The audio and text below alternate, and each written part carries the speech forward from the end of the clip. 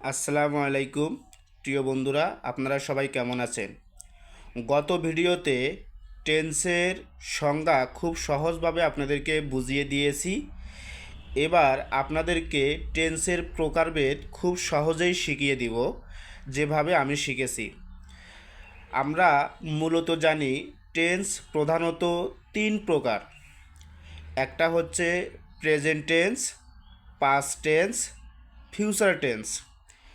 এখন present tense মানে কি আমাদের সেটা জানতে হবে, পাস্ট টেন্স মানে কি আমাদের সেটা জানতে হবে, ফিউচার টেন্স মানে কি আমাদেরকে তার অর্থটা জানতে হবে।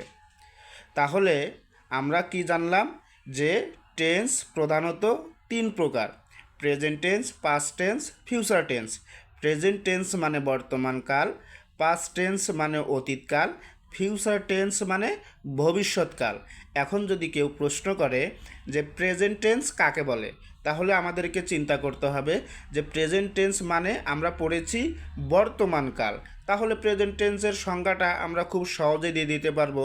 যেমন যে বর্তমানে কোনো কাজ হচ্ছে, চলছে, এরূপ বোঝালেই তাকে প্রেজেন্ট টেন্স বলে।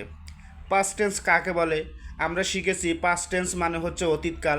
তাহলে অতীতে কোনো কাজ হয়েছিল এরূপ বোঝালেই তাকে পাস্ট টেন্স বলে। এখন ভবিষ্যৎ মানে ফিউচার টেন্স, ফিউচার টেন্স মানে হচ্ছে ভবিষ্যৎকাল। তাহলে ভবিষ্যতে কোনো কাজ হবে এরূপ বোঝালেই তাকে ফিউচার টেন্স বলে। এভাবে যদি আমরা সংজ্ঞাগুলো দেই তাহলে আমাদের এই জিনিসগুলো আজীবন মনে থাকবে। আশা করি আপনাদেরকে টেন্সের প্রকারভেদ বুঝাইতে পারছি।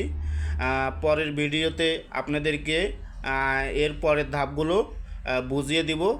আপনারা ভালো থাকবেন, সুস্থ থাকবেন। আমার ভিডিওটি ভালো লাগলে বেশি বেশি করে শেয়ার করবেন। আল্লাহ হাফেজ।